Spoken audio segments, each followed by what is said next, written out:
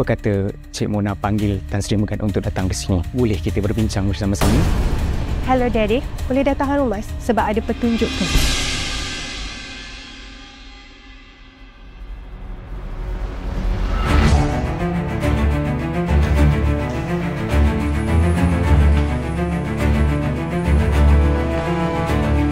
Apa masalah ni? Saya dengar kecoh-kecoh sangat.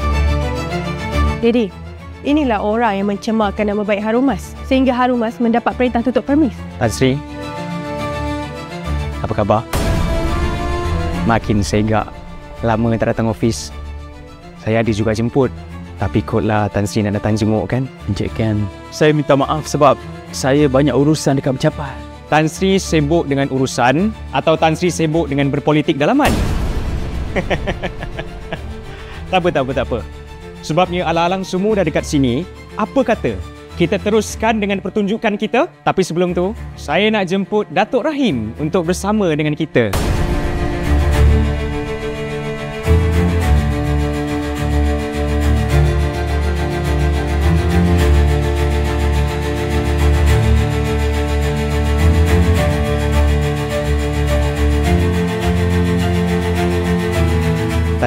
Tan Sri mesti terlampau sibuk kan sampai tak sempat nak jumpa dengan Datuk Rahim. Ini saya bawakan. Ikram? Kau ni siapa sebenarnya? Orang yang kamu semua kenal sebagai Ikram sebenarnya adalah Encik Kenzo Muhammad Saufi. Beliau merupakan chairman Laselaku. Dan untuk pengetahuan korang semua, Encik Ken menyamar sebagai tukang cuci di restoran Harumas untuk menilai kelayakan Cik Mona yang akan dicadangkan sebagai CEO Laselaku. Dan dari pengamatan saya, Miss Mona, awak memang tidak selayaknya duduk di kerusi CEO. Kerusi yang bakal dikosongkan oleh Datuk Rahim yang saya hormati. Tan Sri, selepas saya mendapat arahan daripada Encik Ken, Lasela Group telah membuat siasatan dalaman dan mendapati Tan Sri telah melakukan salah guna kuasa. Tan Sri telah menyogok beberapa individu di dalam syarikat ini untuk menyokong cadangan Tan Sri untuk melantik anak Tan Sri sebagai CEO. Kesemua individu telah ditangkap dan mereka telah membuat pengakuan salah laku. Tak apa Datuk, Tan Sri.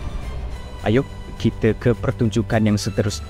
Untuk kes keracunan makanan di restoran Harumas, kita sudah pun jumpa dalangnya. Di telefon bimbit milik Encik Taufik mempunyai rekod perbualan bersama dengan Cik Mona tentang perancangan agenda jahat di restoran Harumas. Taufik! Sanggup kau nak macam ni? Okey, sebenarnya memang saya yang letak racun dalam masakan Harumas sampai semua pelanggan Harumas kena keracunan makanan. Saya minta maaf. Saya minta maaf. Ini kerja gila lah Taufik. Kau dah main dengan nyawa orang, betul tak? Saya semua ikut arahan Mona. Dia yang rancang semua ni. Hei, kau tak payah cakap pun semua orang dah tahulah. Ni semua rancangan perempuan tak guna ni. Perempuan jahat.